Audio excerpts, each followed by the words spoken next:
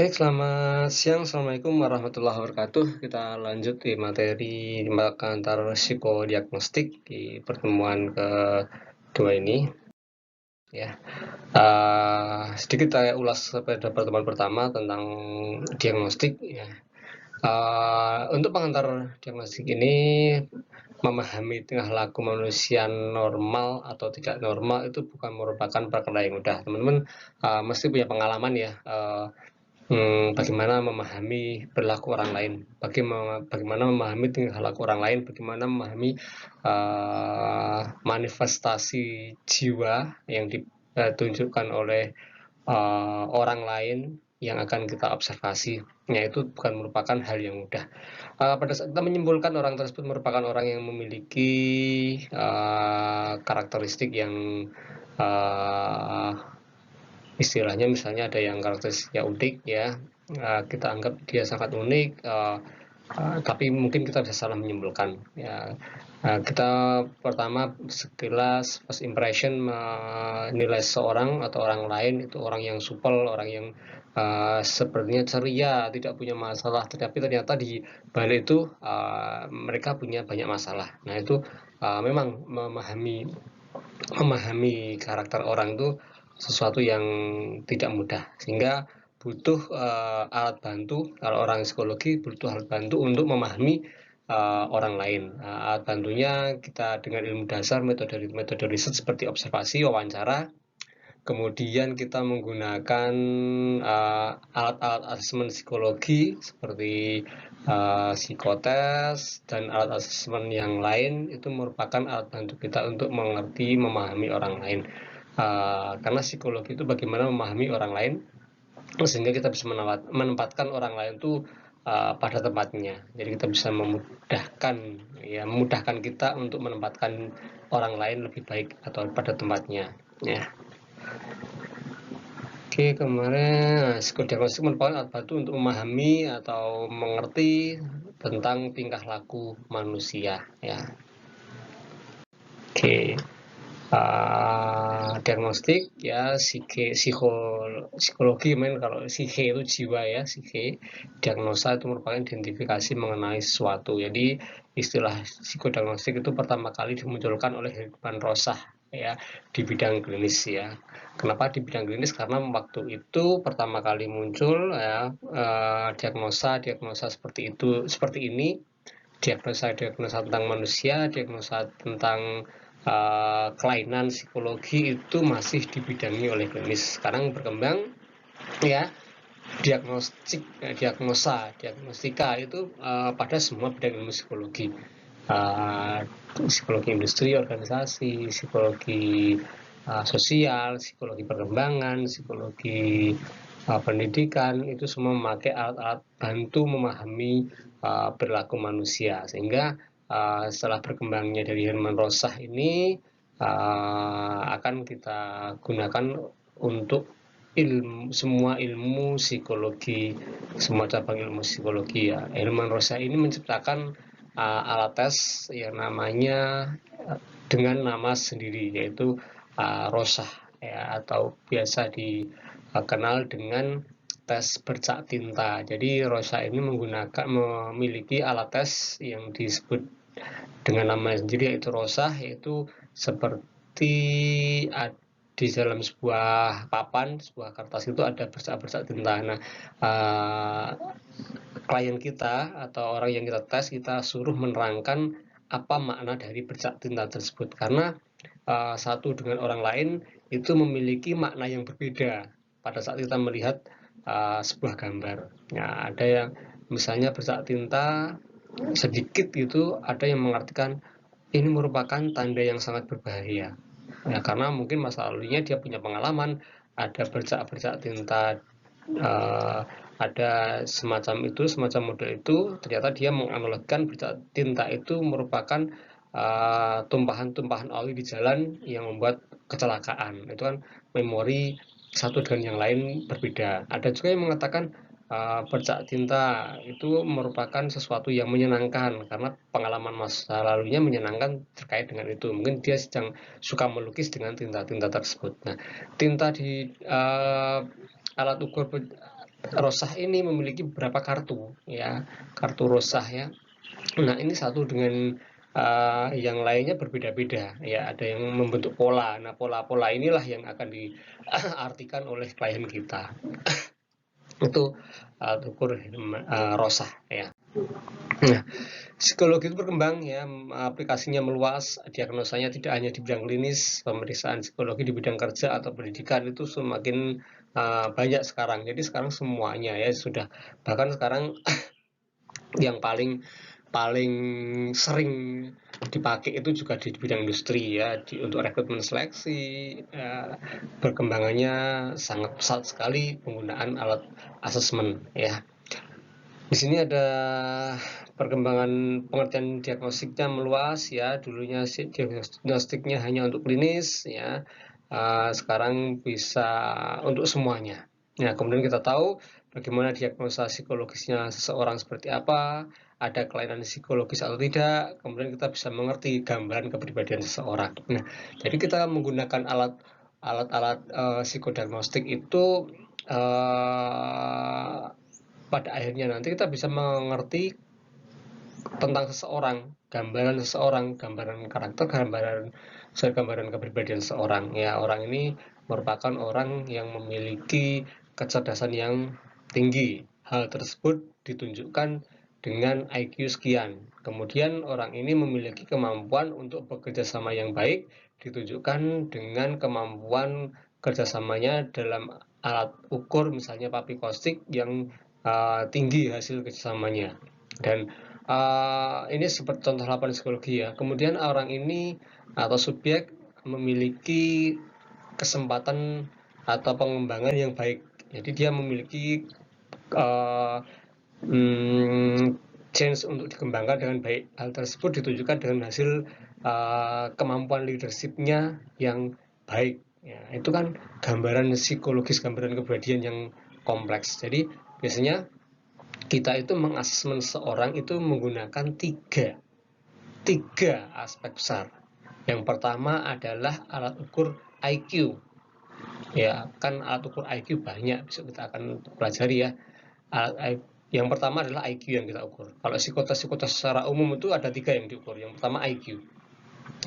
Yang kedua adalah kita akan mengukur kepribadiannya, ya. Nah, alat ukur kepribadian itu juga banyak. Dalam satu psikotes itu juga akan menggunakan beberapa alat ukur kepribadian, ya, untuk membandingkan konsistensinya, untuk mengukur konsistensi kepribadiannya.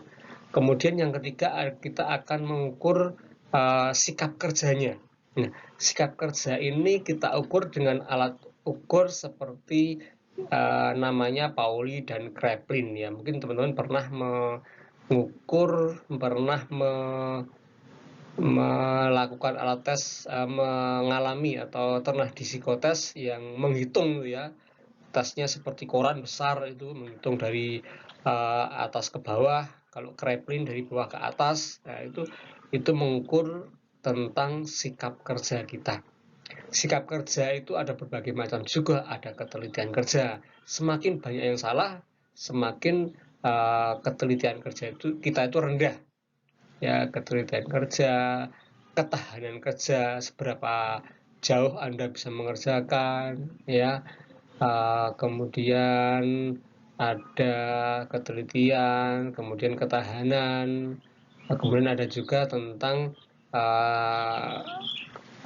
sikap kerja itu sendiri, sikap kerjanya positif atau negatif. Kalau grafiknya Anda naik, berarti Anda itu semakin lama akan semakin bagus perkembangan karir Anda, ya, perkembangan kinerja Anda, ya. Itu sikap kerja. Jadi dalam sebuah psikotes, ya, mungkin ini ilmu baru untuk Anda. Dalam sebuah psikotes itu 3 ranah besar yang diukur, ya.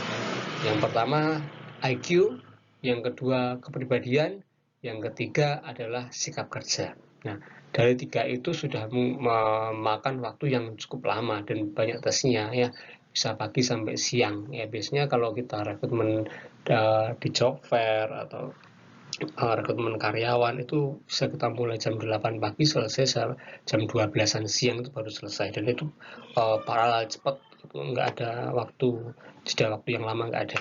Ya, jadi pertama IQ, kita langsung kepribadian, terakhir sikap kerja. Nah, di situ kita bisa mengambil kesimpulan tentang gambaran kepribadian seseorang. Ya. Nah, ini sudah kita singgung secara sekilas di pertemuan yang pertama. Diagnostik itu merupakan ilmu mempelajari tentang cara untuk mengetahui keadaan atau penyakit kelainan jiwa. Yang secara luas adalah membicarakan cara-cara untuk mengetahui keadaan kejiwaan seseorang. Nah, jadi secara luas kita akan mengetahui bagaimana kondisi kejiwaan seseorang. Ya, jadi bukan hanya tentang orang gila ya teman-teman ya. Orang seperti kita itu juga kondisinya naik turun ya, tingkat istilahnya apa ya, tingkat stres kita, tingkat kepercayaan diri kita. Kalau level-level lebih jauh lebih dalam, tingkat keimanan kita itu juga naik turun, sehingga diagnostik ini bisa untuk mengetahui gambaran tentang secara luas, secara umum tentang seseorang ya. Oke. Dalam Chaplin, studi mengenai kepribadian dan penafsiran terhadap tanda-tanda tingkah laku, cara berjalan, langkah-langkah, gerak isyarat, sikap, penampilan wajah, suara, dan seterusnya. Nah, ini jadi diagnostik itu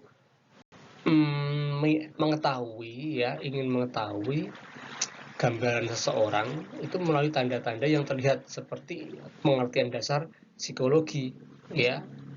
Jadi kita juga ingin tahu bagaimana kita observasi, bagaimana kita wawancara, bagaimana kita asesmen, itu juga dirangkum dalam satu hasil yang komprehensif ya. Oke. Diagnostik merupakan studi ilmiah tentang berbagai metode ya, studi ilmiah tentang berbagai metode untuk membuat diagnosa psikologi dengan tujuan agar dapat memperlakukan subjek dengan lebih tepat. Nah, ini yang kata kuncinya ya. Bagaimana kita bisa memperlakukan seseorang itu dengan lebih tepat ya. Jangan samakan ya, jangan samakan kita menghadapi orang satu dengan yang lain itu semuanya sama, enggak, berbeda teman-teman ya. Ya. Pengalaman saya ya di tempat kerja ya, dulu di pertambangan, sekarang di universitas, itu saya menghadapi orang itu berbeda-beda ya, berbeda-beda ya, karakternya berbeda-beda, sehingga saya memanggil orang itu harus hati-hati ya. Yang orangnya kaku, resmi ya saya panggil bapak, ibu. Tapi orang yang santai ya kita menggunakan bahasa-bahasa yang lebih santai. Misalnya kalau saya dengan yang seumuran, piye bro, ya kan, lebih lebih dekat ya.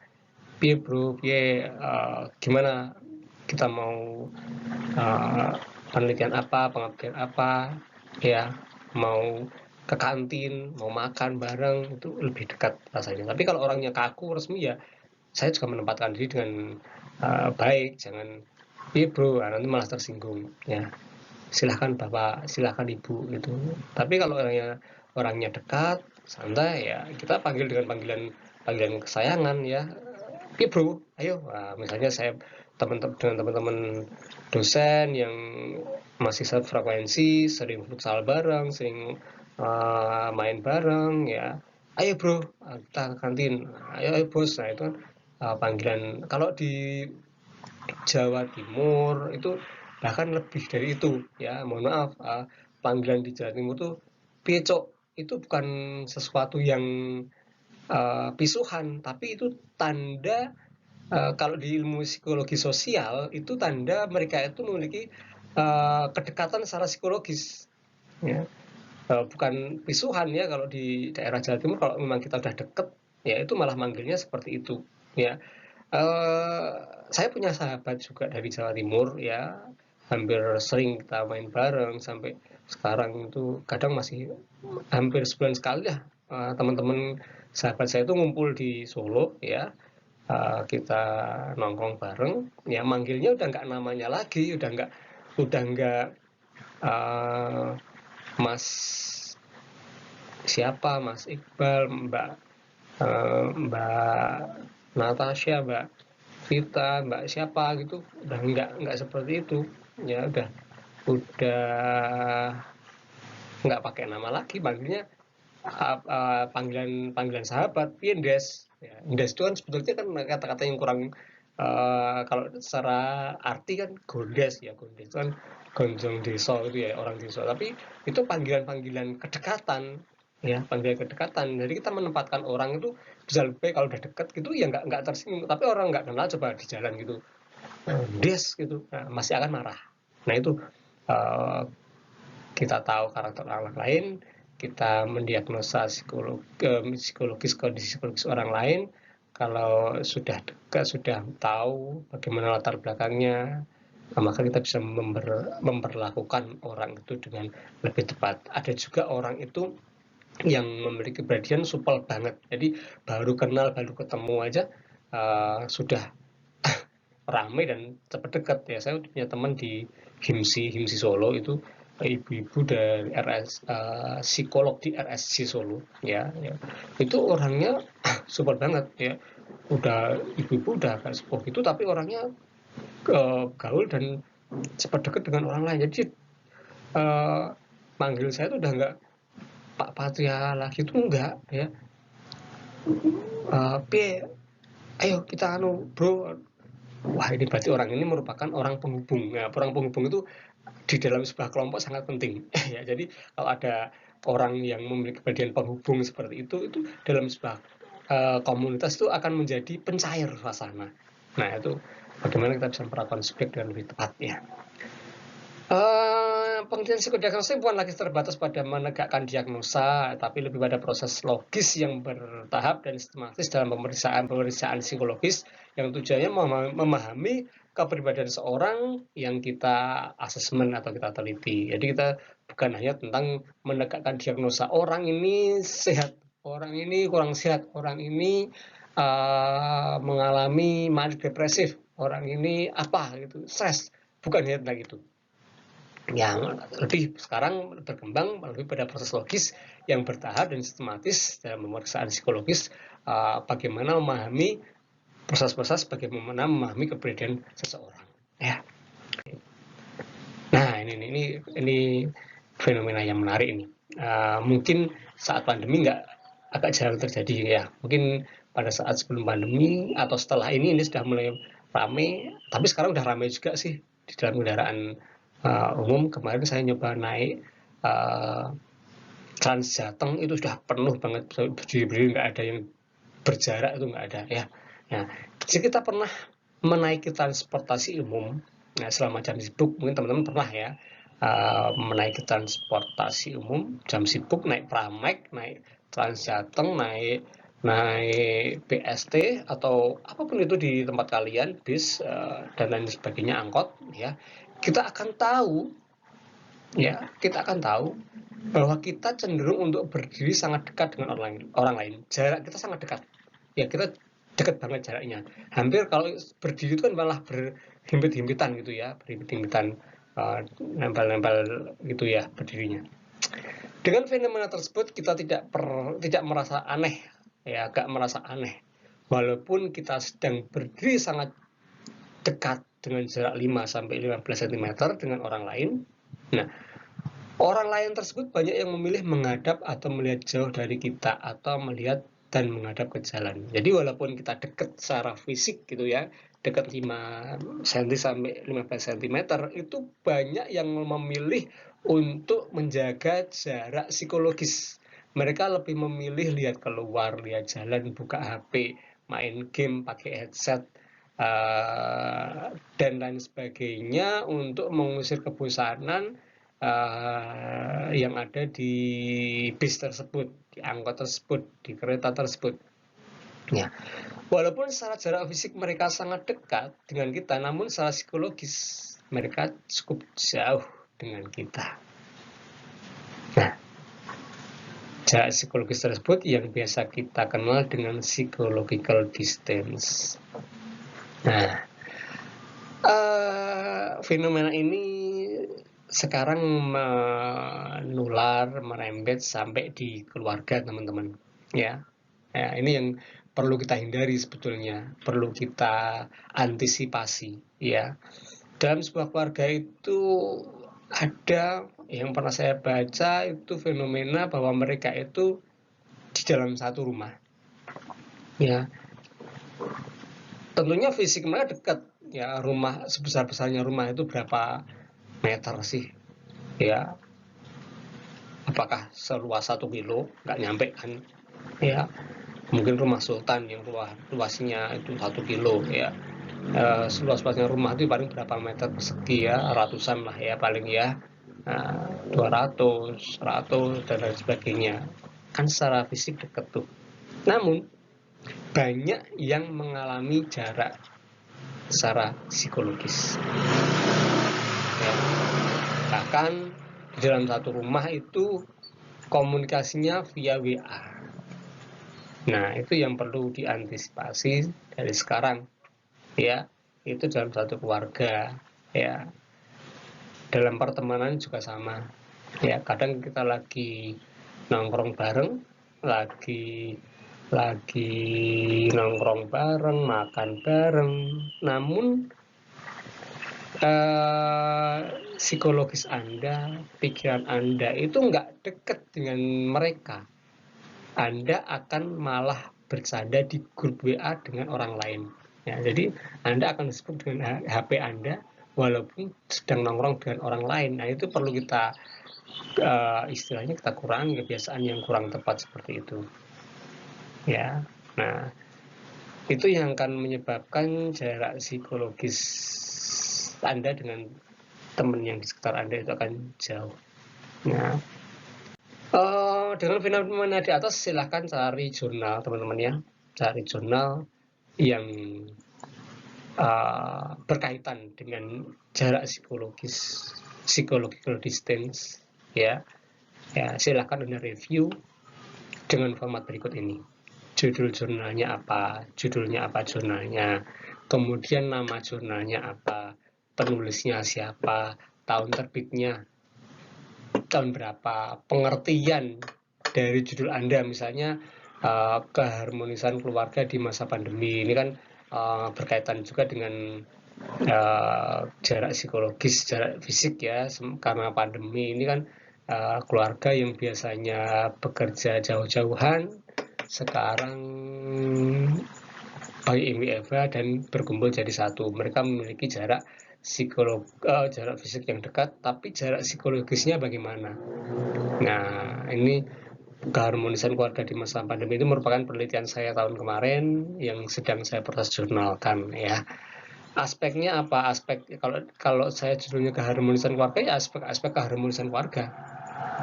Faktor yang menentukan mempengaruhi keharmonisan keluarga itu apa, kemudian hasil penelitiannya apa, kesimpulannya apa. Silahkan Anda cari jurnalnya, Anda review dengan format ini, cukup 1 lembar seperti ini, nggak usah banyak-banyak, nanti Anda upload di link jurnal dan reviewnya seperti ini ya. Mengumpulkannya bagaimana Pak? Jadi 1 atau jadi 2 jurnal dan reviewnya sendiri, silahkan, bebas ya. Harus bahasa Inggris atau bahasa Indonesia Pak? Bebas ya. Judulnya seperti apa Pak? Bebas. Yang penting berkaitan dengan psychological distance. Apalagi yang sering ditanyakan ya, tahunnya berapa Pak? Terbaru ya, paling enggak ya 5 sampai 7 tahun terakhir lah ya, 5 sampai 7 tahun terakhir lah ya. Ya, itu boleh ya. Apalagi yang sering ditanyakan ya, Q&A-nya apa ya? Jurnal sudah, Indonesia Inggris terserah, tahunnya maksimal 7 tahun, kemudian berapa lembar terserah, reviewnya berapa lembar, jadi 1 lembar aja. Kalau kelebihan 1 lembar boleh nggak Pak? Boleh. Apalagi ya, itulah ya kira-kira ya. Nanti kalau ada yang masih belum dijelas nanti bisa WA saya. Oke. Istilah dasar dalam psikodiagnostik itu ada apa saja? Ada diagnosa, ada asesmen, appraisal atau pengukuran, measurement pengukuran. Diagnosa itu mendiagnosa kondisi, mengasesmen itu bagaimana mengetahui, mengapresiasi itu memberi penilaian, dan measurement itu pengukuran. Ya, mengukur kepribadian seorang ya, mengukur karakter orang. Berapa tingginya tingkat kerjasamanya, seberapa rendahnya kemampuan sosialnya, itu bisa kita ukur. Ya, metode diagnostik ada beberapa, ada observasi, wawancara, angket, autokologi, dan dokumentasi. Nanti kita akan perdalam lagi. Ya, mungkin itu dulu yang bisa saya sampaikan hari ini. Terima kasih. Wassalamualaikum warahmatullahi wabarakatuh.